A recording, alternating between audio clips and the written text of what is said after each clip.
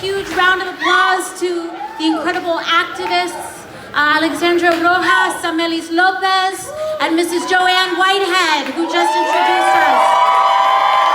Thank you all so much.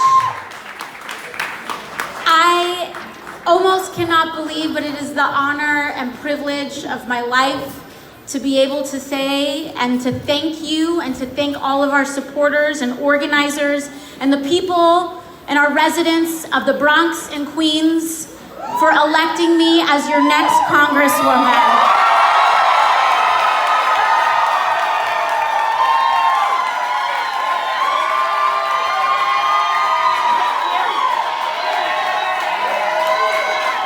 We have made history tonight. We have made history on multiple levels. We have elected the first campaign and the first member of Congress from this district to not accept any corporate lobbyist funds in a generation. In a district that is 70% people of color, half immigrant, and overwhelmingly working class, we have elected the first person of color to ever represent the people of New York's 14th congressional district.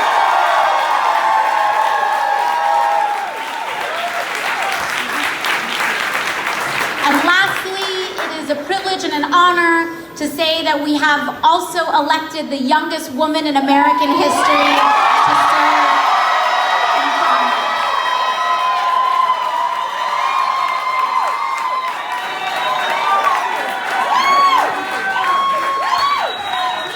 This is what is possible when everyday people come together in the collective realization that all our actions, no matter how small or how large, are powerful, worthwhile, and capable of lasting change.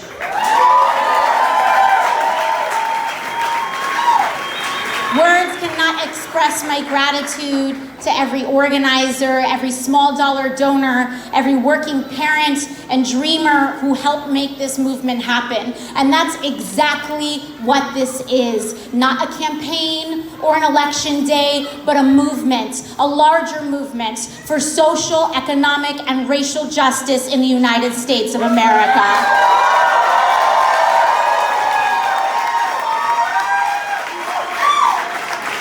When I started this campaign a year ago, I was working in a restaurant in downtown Manhattan.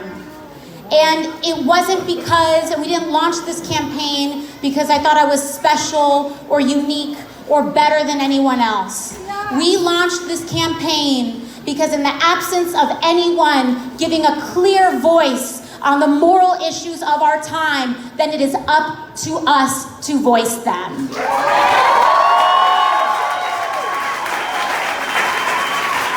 We launched this campaign because no one was clearly and authentically talking about issues like the corrupting role of money in politics, like the disturbing human rights violations being committed by ICE, by the fact that no one was giving voice to the idea and the notion that an entire generation is graduating with crippling loads of student loan debt, a ticking time bomb for our economy. No one was talking about these issues, and when no one talks about them, we have the duty to stand up for what is right.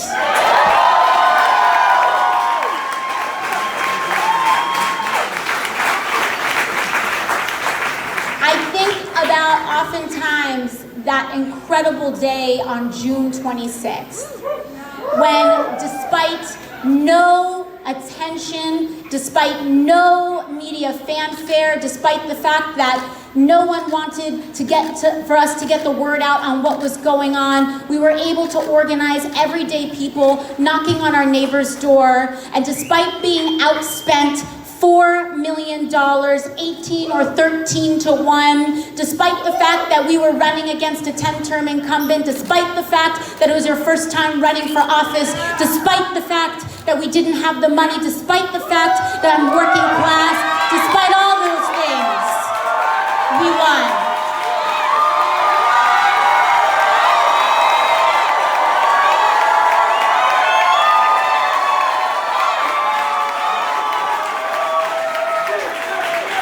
And I think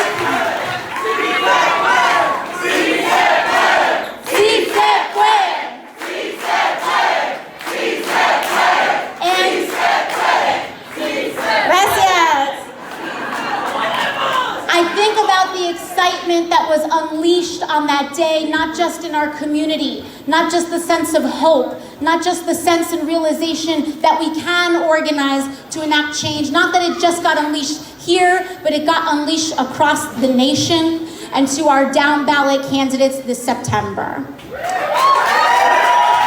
I think about that excitement because what was so interesting to me was that it was not a partisan fight that led to that. It was not a partisan victory that led to the unleashing of that excitement. Because I think we all know deep down here and across the country that our deep